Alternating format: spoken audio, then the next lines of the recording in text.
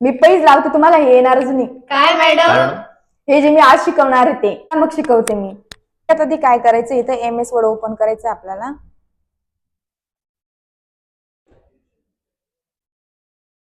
Blank document select करायचंय. त्याच्यानंतर आपल्याला मिलिंग टॅबवर जायचंय. मिलिंग टॅबवर गेल्यानंतर इथं लेबल्सवर क्लिक करायचंय.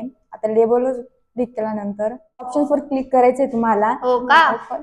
आता आपल्या समोर अशा पद्धतीने ही विंडो ओपन झालेली आहे. आता इथं A1 to 8 वर क्लिक करायचंय आणि ओके करायचंय. इथून ओके केल्यानंतर न्यू डॉक्युमेंट्सला क्लिक करायचंय. आता आपल्या समोर अशा पद्धतीचे टेबल क्रिएट झालेले आहेत. ओके, त्याच्यानंतर इथे इन्सर्ट टॅबला जायचंय. इन्सर्ट टॅबला गेल्यानंतर शेप्सवर क्लिक करायचंय.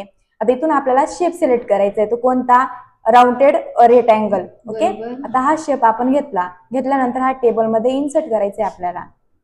ओके, आता टेबलमध्ये इन्सर्ट झाल्यानंतर इथं शेप फिल्स कलरवर क्लिक करायचे. आता तुमचा जो आवडता कलर असेल तो तुम्ही इथून घेऊ शकता. ओके,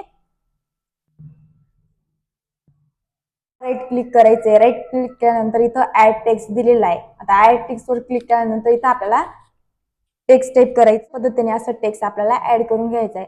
त्याच्यानंतर इन्सर्ट टॅबला गेल्यानंतर इथून इमेज सिलेक्ट करायची आपल्याला. बरोबर,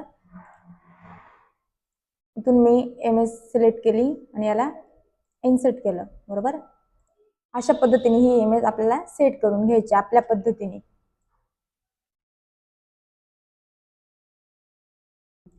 ओके, आता मिलिंग टॅबवर गेल्यानंतर स्टार्ट मिलिंगला क्लिक करायचं. इथून आपल्याला समोर हे भरपूर फंक्शन आलेले आहेत. इथून आपल्याला लेबल्सवर क्लिक करायचे. लेबलवर क्लिक केल्यानंतर A1 to 8 वर क्लिक करून ओके करायचे. इथून परत तिथे अशा पद्धतीने आपल्या समोर ही विंडो ओपन होते.